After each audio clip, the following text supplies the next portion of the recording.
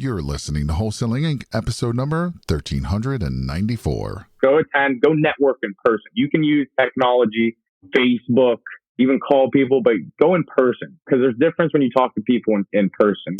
This is game-changing information guaranteed to raise your real estate wholesaling business with actionable steps you can take immediately to navigate the ins and outs of wholesaling and start making money today.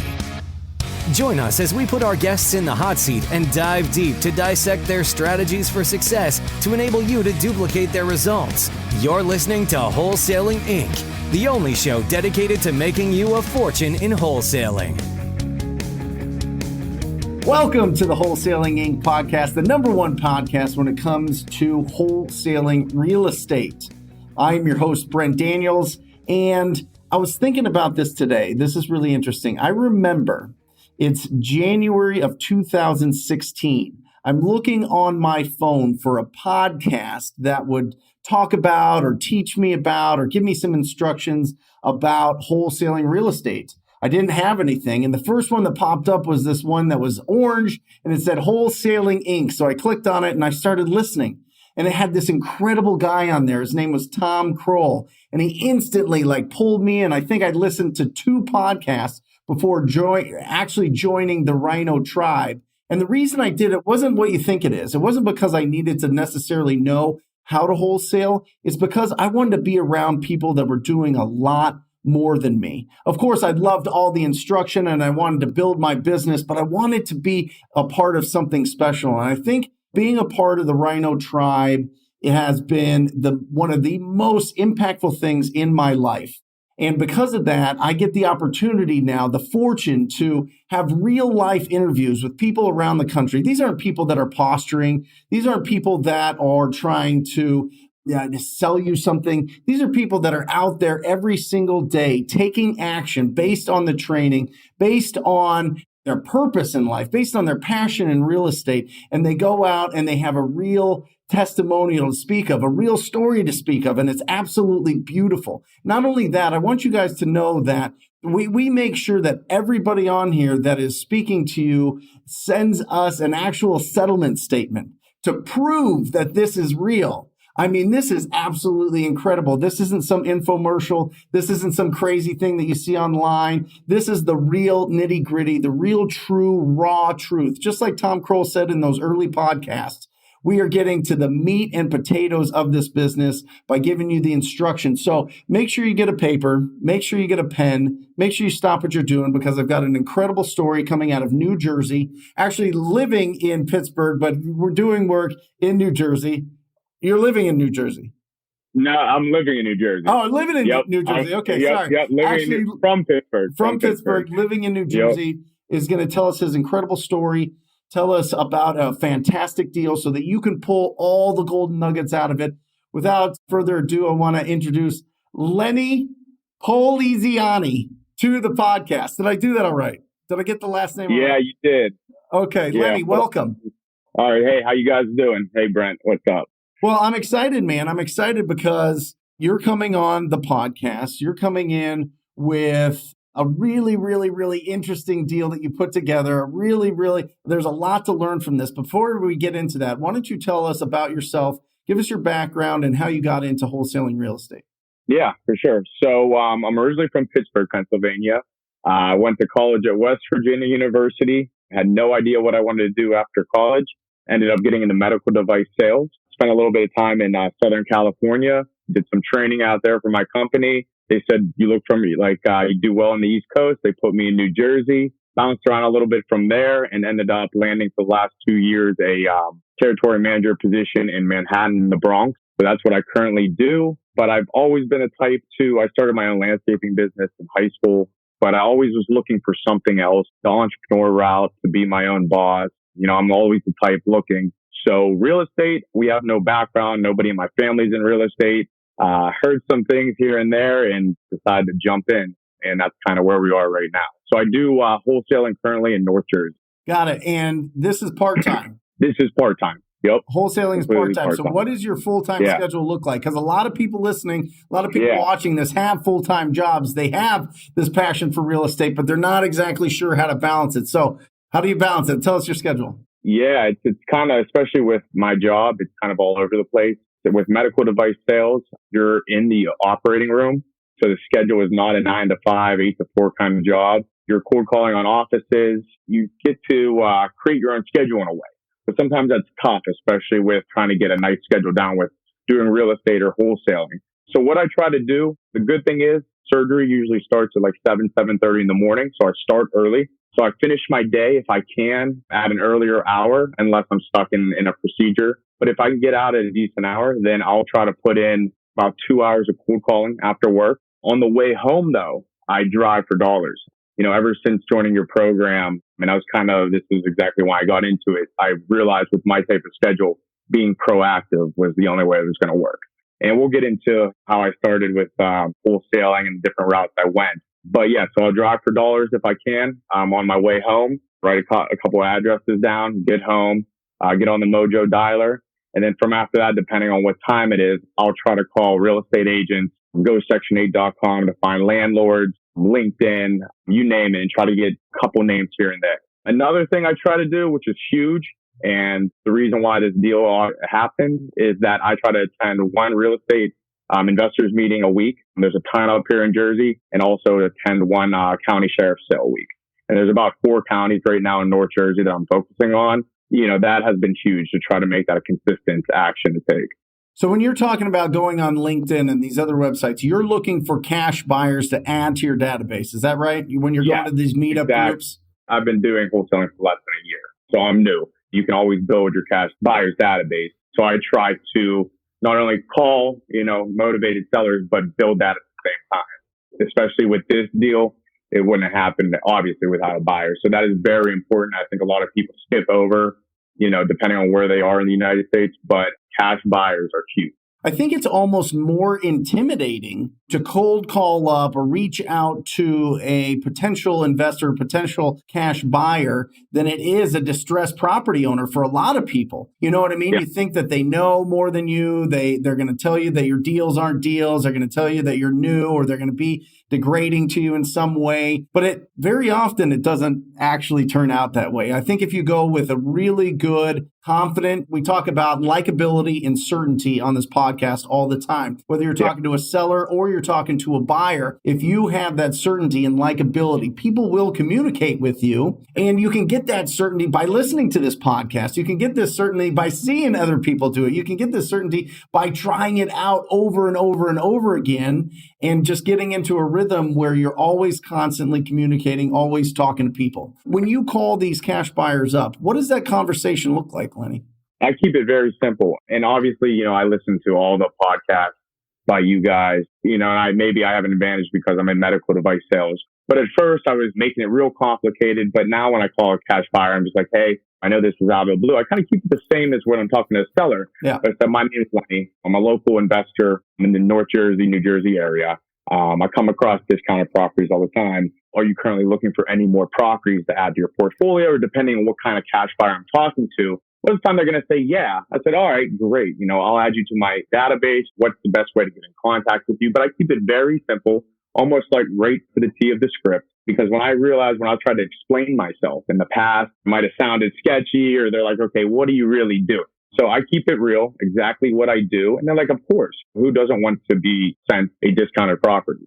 So depending if you're talking to a landlord or a fix and flipper, you can critique it how you want, but keep it simple, keep it under a minute. And, either they're going to say yes or no. And if they say no, you can ask why. But, that's basically it. It's honestly a simple conversation. The more you have, the more smooth you are with it. Obviously, one thing I like to do is read people. So depending on how they answer the phone, you can kind of tell what type of person they are. Mm-hmm. So that kind of customizes how I approach my conversation with them. But yeah, it's very straightforward. I keep it short. Yeah, I love that. There's so much in there that I kind of want to pick apart real quick. The biggest question I think that people might be asking is, how do you know to determine if this is somebody that's looking for a rental or looking for a flip? So it depends on, with me, the sites I use. Like I said, go section8.com. You obviously know that these are landlords. And that is the easiest site. their phone number is right off to the right. It's right on the site. It's right on the site. Yeah, and they answer all the time. But if you're on, and it's same with Craigslist. But if you're on LinkedIn, you can usually see the title of the person you're calling. So that's kind of how I separate it. Love it. So So just depending on which it. sites, doing a little bit of digging, seeing if they're on LinkedIn saying that they do fix and flip, or if they say that they're an investor, you might have to kind of play it and see which one is which. The other thing that you mentioned is as soon as they answer the phone, you're starting to already in your brain, you're starting to dissect what kind of personality they are. Because if you look at it, and listen, guys, don't put anybody in a box. There's 4 main types, right? If somebody's going to be short and quick on the phone, or they're just really quiet, it's either going to be like a driver that just wants you to get to the point, or an analytical type of engineer mind that's like, why is this person calling me? How'd they get my number? What do they want from me? That type of thing. If they're expressive like me, they're like, hey, how you doing? Blah, blah. You know that you're dealing with an expressive. And if they're soft and gentle and they're, hey, how are you, sweetheart? This type of thing, then they're typically an amiable personality. Yeah. And you need to be able to be versatile with anybody. I don't care if it's a cash buyer, or this works the exact same for a seller, for a distressed property owner. But you're listening for these cues, and the more and more and more that you do it, the better that you're going to be at your radar to understand how to communicate effectively. That's what Lenny's talking about, and I love it. Yeah. No, a lot of people don't bring that up, Lenny, and I think that that's probably based on your sales background, right? Yeah, I mean, that's one thing. I'll give my dad some credit on here. He's given me the gift of gab and talking to people. I would say, I get nervous, but talking to people, I know that's what needs to be done to have success in almost everything you do. So the more you end up talking to people, the more you get comfortable with it, the more you pick up on signs. And I think that so far in my career, I have talked to a lot of people, and that could have helped, but that's something that I've been doing for a while. Well, but yeah, it's easy. Yeah, I completely agree. That's why I push everybody, talk to 1,000 distressed property owners as quickly as you can, because once you do that, you've got that skill forever. I mean, that never goes away. That stays with you forever, and it just compounds and compounds, and it leads you to some really, really unbelievably rewarding relationships. So what did you do day one? You're like, I'm going to do wholesaling. I'm going to wholesale real estate. Walk us through those first 90 days. Okay. So I was looking, this is something with my schedule. It's all over the place. I was looking for something outside of work to work on myself. Started reading, looking at different avenues, how I started investing a little bit with stocks, but I was like, there has to be something that, I can do more hands-on, create myself, with some of the time that I have, and started going on YouTube, talked to a couple guys, old friends I had from Pittsburgh. One was a real estate agent. I knew that he was doing some fix and flips and investing on the side. Turns out he actually did a little bit of wholesaling. He just gave me the basics, told me to listen to Max Maxwell, brought you guys up. So I started, as everybody says on this podcast, go to YouTube University. So I started digging. First thing I did was create an LLC. I went through LegalZoom. So I didn't even know what I was doing. Right. But that's one thing. I had no idea what I was doing, but I was just going to do it. So after that, I would say I started after watching, YouTube videos and podcasts, and I started listening to Wholesaling Inc. And that's kind of what I stuck with, obviously. And then I went to yellowletters.com, created a mailer. I started with direct mail. And this was in, I think, like February of this year. Yep. Just started blasting out mail. I had no idea what I was doing. First couple, I was driving for dollars. That's what, my buddy told me. After that, I bought a couple lists on ListSource. I was paying full price, but I just was going for it. The good thing is I had no idea what I was doing, but I was talking to people. And even after the first 20, 30 calls, I sounded more confident, and I had some appointments set up. I actually try to do some wholesaling back in Pittsburgh. So with the guy that originally introduced me, I answered the calls and he would go on some appointments. The leads didn't turn out to be anything, but I was just trying to make something work and see which area was better, Pittsburgh or New Jersey. But in New Jersey, I could go to a couple of the seller's house. I met them in person. We walked around. At first, I tried to play it up like I was a little more experienced, but then I was just like, you know what? A couple of the people were really nice. So I explained, hey, I'm new at this. This is what I do. And then, it's like the doors open. Everyone's like, okay. And then that's something that you only learn from experience. And when you go and do it, be yourself. And it's hard at first because everybody wants to be at the top and be the most experienced. So you get out there, you just got to be yourself and everything will come along. So that went on for a couple months and I just felt like I had no direction like everybody. And even, I started attending some events out here, but everybody was telling me different things. And I listened to Wholesaling Inc. podcast the most.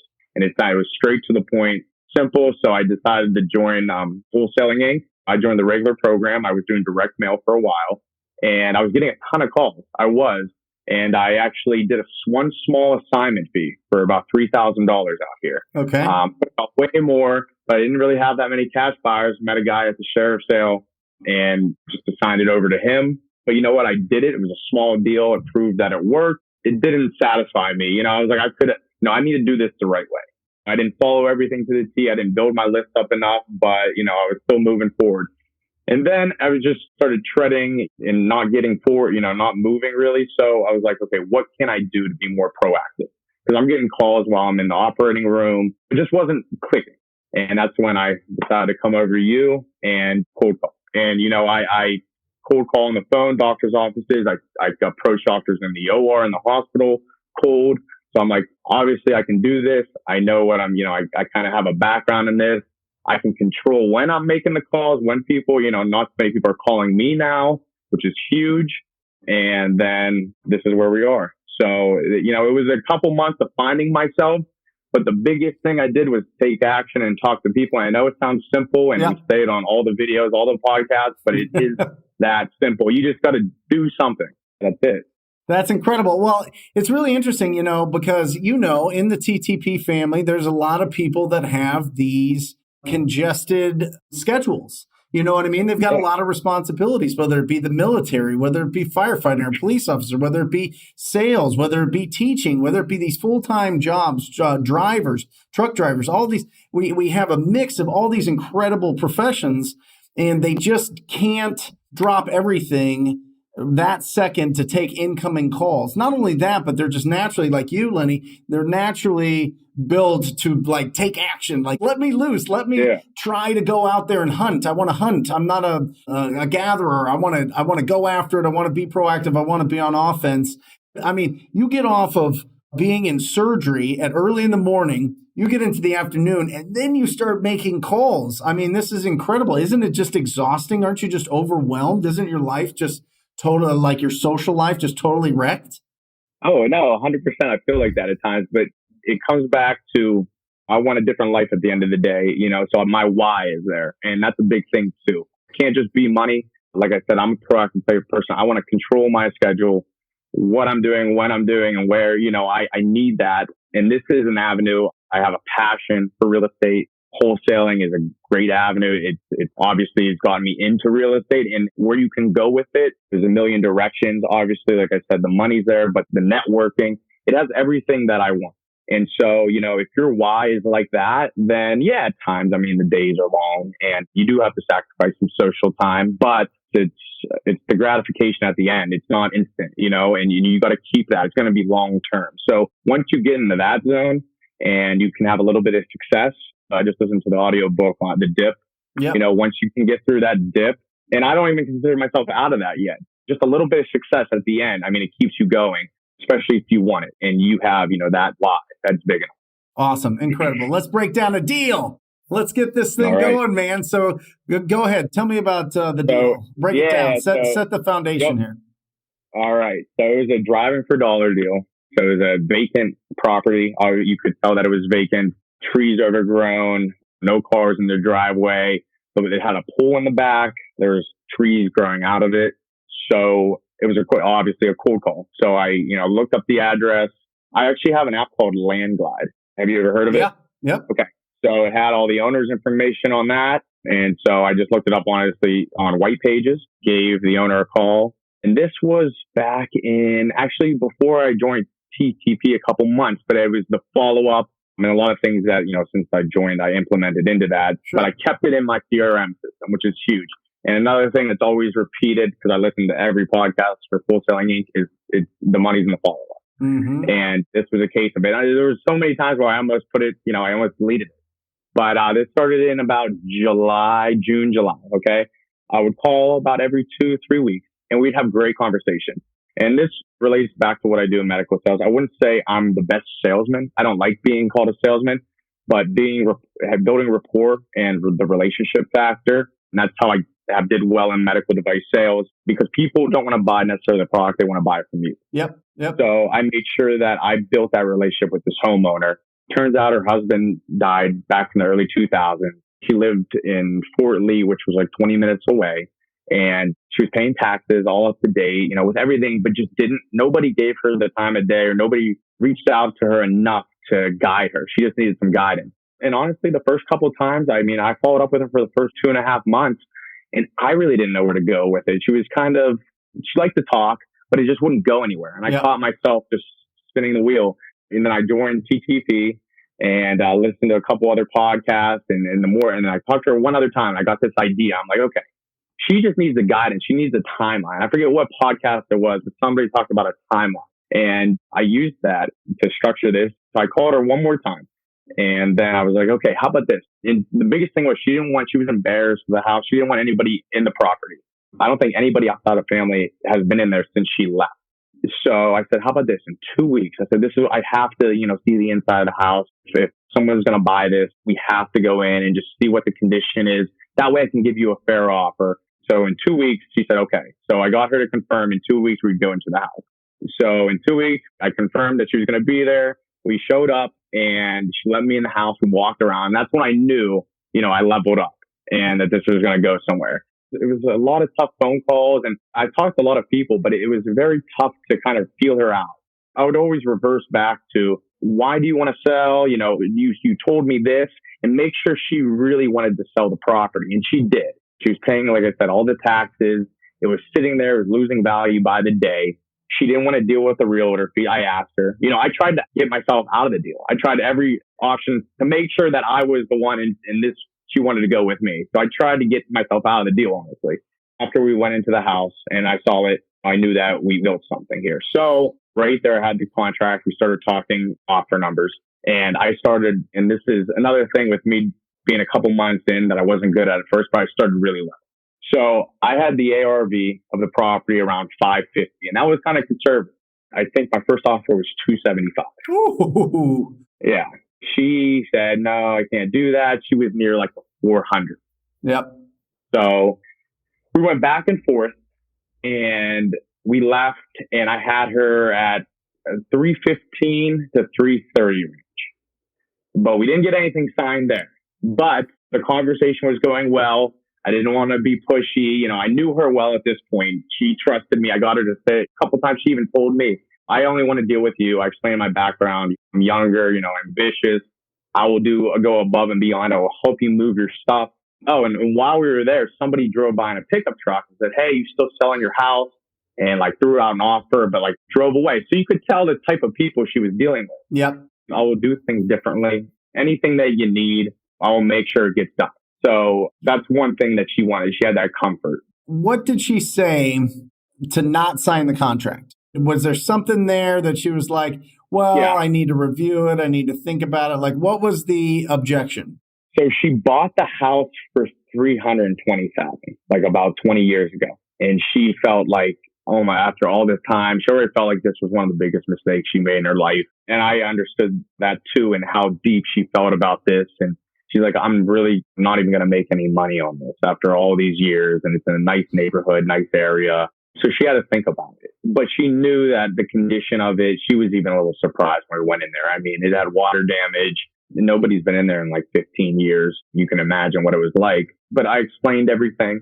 And I even explained what we would do to the home, what needed to be done, and kind of the price to give her. I wasn't just pulling this price out of thin air. And this comes from going on appointments and seeing houses and knowing a little bit, I don't know in detail, but what repairs cost.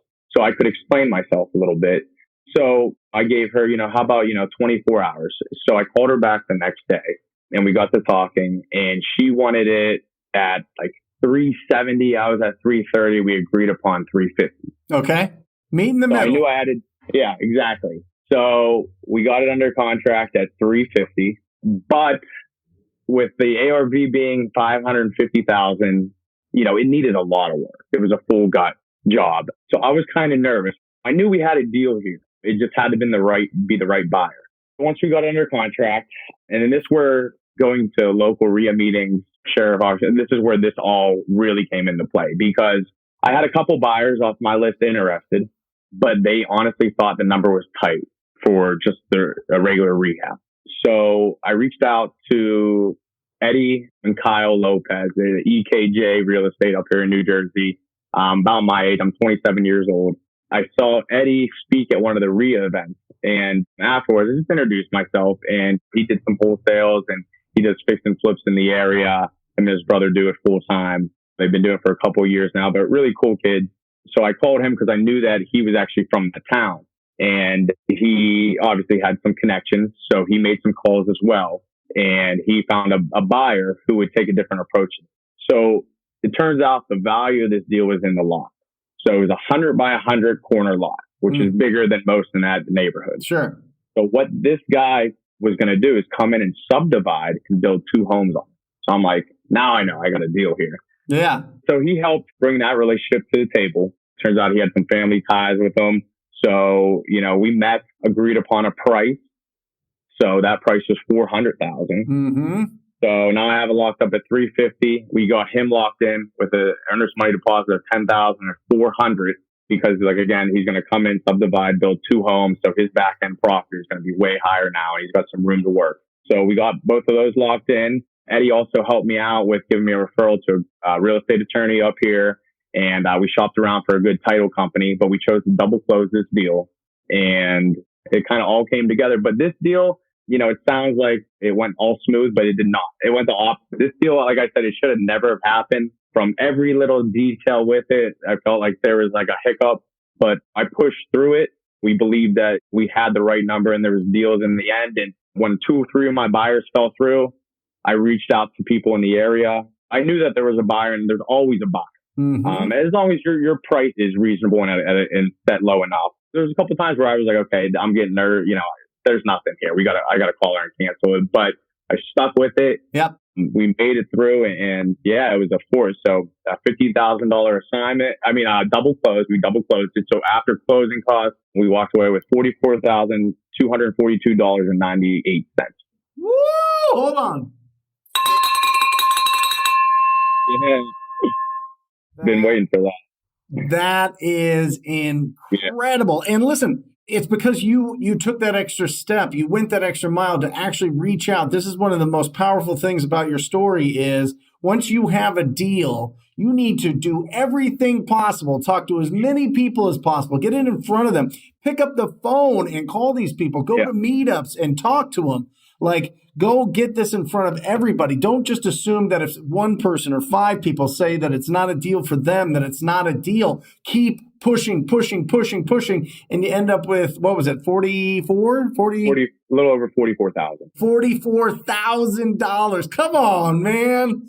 That is absolutely incredible. Yeah, but it turned out being a team effort. Sure. Obviously, we made that work out for Eddie and Kyle. But yeah, man, it's you see the end result, but until you go through it, you don't know what it's like. Yep. And this isn't easy. If it was, everybody would do it, but it pays off. The people that can stick it out, and I hope to do these deals every month now. But again, it took somebody for this seller that was willing to stick with her. And that's the biggest takeaway I got. It's a deal that should never have happened because I followed up with her for months. It took a couple months, and there was times I called her. I'm like, why am I even calling her? Is she annoyed with me? But we'd have just a conversation. We wouldn't even talk about real estate or her house or anything. And, I found out a little about her life, her family. She would tell me what she was doing on the weekends. We turned out to be friends. She was getting hit up by other buyers. It was a business call. It wasn't somebody that cared. And she respected the fact that I was younger, willing to go out of my way for her. I showed that I cared. I built that trust. And it's a relationship business. And I think a lot of people that get into wholesaling or real estate, they become rigid, and it's all about the numbers or the fixing or the house. And that's not my bread and butter. With medical sales, I don't sell the product. Like I said, I sell myself. And I think that is the key that some people miss with everything. So that's like the biggest takeaway. 100%. The 6 to 10. Listen, if you're listening to this or if you're watching this, if you want to watch it, go to the YouTube channel, Brent Daniels Real Estate on YouTube. But the 6 to 10% of the entire nation that is in some sort of distress on their property, those people, it is about the people, not the property. Now, listen, the 94 or 90% of other people that want to sell at retail, it's about the property. Okay. these people, these distressed property owners, it is about that person. It is about the relationship that you can build with them.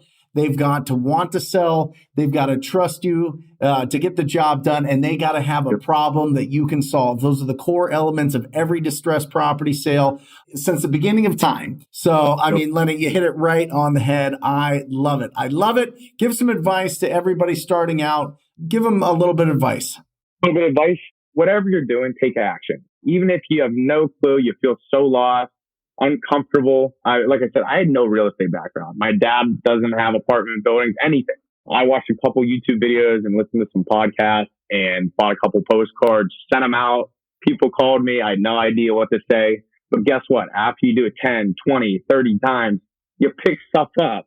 You listen to other people. Go attend your local RIA meeting. I think that's one of the most important things. Go attend, go network in person. You can use technology, Facebook, even call people, but go in person, because there's difference when you talk to people in person. Go attend share foreclosure sales. Go anything you can real estate related. Get yourself out there. You don't have to make a 180-degree turn and become this totally different person. Make a little step each day, and guess what? You'll turn into that person. So that's the biggest thing. Just take a little bit of action each day. If this is something that you really want and you have passion for, and all the benefits that come with it, just do a little bit each day, and you'll get some results. Awesome. How do people get in touch with you? People want to network with you. They want to talk to you. How do they get in touch with you? Honestly, the best way is probably my Instagram. I'm going through a couple business name changes with my LLC, so I don't want to give you the wrong email address, but it's Lenny, LENNY _Poliziani. I'll spell this one out, POLIZIANI, and that's Instagram. Probably the best way. Just shoot me a direct message, and we can talk. Awesome. Incredible. Just a ton of hacks, a ton of different golden nuggets, a ton of just value that you provided just in that story alone. Lenny, you're the man. Thank you for being on the podcast. And everybody out there listening, if you are interested in joining the TTP family, the most proactive group in real estate investing, go to wholesalinginc.com. That's wholesalinginc.com. Scroll down, check it out, and keep scrolling. All the testimonials. Nobody has more. I'd love for you to join the TTP family, and I'd work with you personally. And as always, guys, I encourage you guys all to go out there today and talk to people. Love you. See ya. That's all for this episode. Your next step to success is to continue the conversation over at wholesalinginc.com by joining the mailing list, as well as get your chance to book a strategy session to learn the systems and become part of the tribe and work personally with one of our amazing coaches. We'll see you next episode with more ways to make you a fortune in wholesaling.